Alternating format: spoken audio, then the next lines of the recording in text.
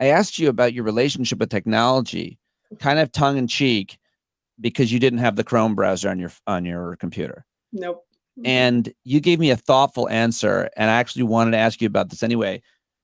Talking about work-life balance and how technology has really affected all of our lives. So more specifically, what have you done to have a healthier relationship with your phone, social media, the internet, your computer, that type of stuff? And is it working?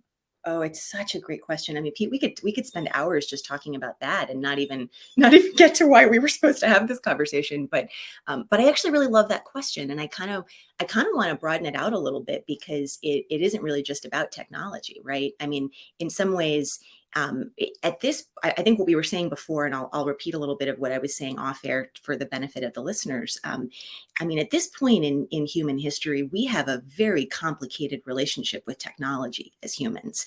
It's an enormous blessing in some ways, all the things that we're able to do, but there's a real dark side of it as well. And I don't know that that's one that a lot of us have consciously reckoned with. So that's a lot of what I've been struggling with, reckoning with myself, especially during this pandemic, as we've all sort of been forced to slow down and reevaluate in some ways what is our relationship to work and really what is our relationship to life. So for me, I mean, I've always had a love-hate relationship with technology for a lot of reasons. I'm sort of like a Luddite trapped in a young-looking person's body, right? You're like, you don't have Chrome, and I'm like, nope, Pete, I don't, right?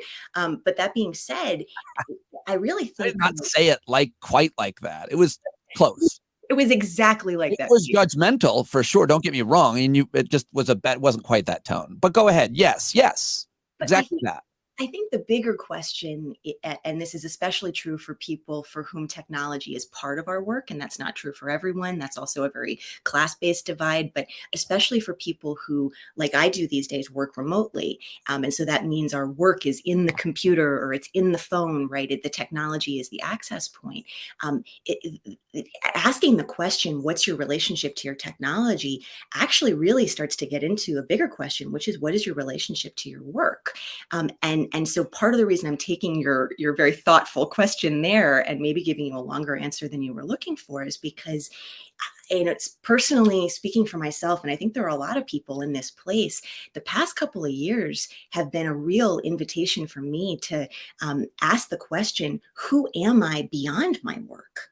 Right. And it's so easy to become this one-dimensional person, especially in the Washington, D.C. public policy, politics circles I've moved in for the past decade or so.